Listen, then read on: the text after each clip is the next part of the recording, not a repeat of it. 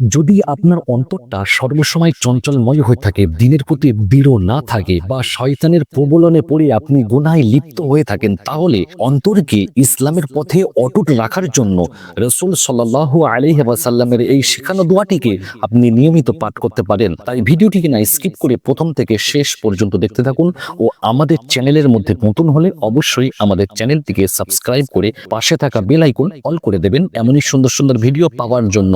প্রিয় দর্শক, যখনই আপনার মনটা চঞ্চলময় হয়ে উঠবে বা আপনি গুনাহে লিপ্ত হবেন বেশি বেশি, তখনই কিন্তু এই দোয়াটিকে আপনি পাঠ করবেন। তাহলে দেখবেন আপনি গুনাহ থেকে বেঁচে থাকবেন, আপনার অন্তরটা দ্বীনের প্রতি অটল থাকবে ইনশাআল্লাহ। এই দোয়াটি অনেক বেশি কার্যকরী এবং হাদিস থেকে নেওয়া একটি দোয়া।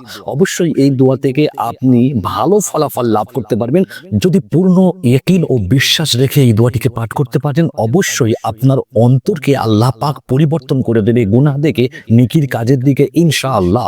অবশ্যই এই দোয়াটিকে বেশি বেশি করে নামাজের পরে পড়ার চেষ্টা করবেন, তাহলে ভালো ফলাফল লাভ করতে পারবেন।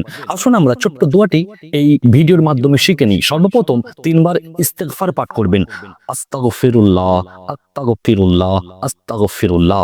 তারপরে 3 বার দরুদ শরীফ পড়বেন, যে দরুদটা আপনার জানা আছে, যে দরুদটিকে আপনি পড়েন নিয়মিত, সেই দরুদটিকে পাঠ করবেন। তারপরে এই দোয়াটিকে পাঠ করবেন, ইয়া মুকাল্লিবাল কুলুবি সাব্বিত কলবি আলা দীনিকা। যার সুন্দর অর্থ, হে অন্তর পরিবর্তনকারী, আমার অন্তরকে তোমার দ্বীনের উপর দৃঢ় রাখো। আশা করি এই ভিডিওটি আপনাদেরকে ভালো লেগেছে। যদি ভালো লাগে অবশ্যই একটি লাইক করবেন, ভিডিওটিকে আপনাদের বন্ধুদের মাঝে বেশি বেশি করে শেয়ার করবেন। দেখা হবে আবারও কোনো ভিডিওর মাধ্যমে। ভালো থাকবেন, সুস্থ থাকবেন। আল্লাহ হাফিজ।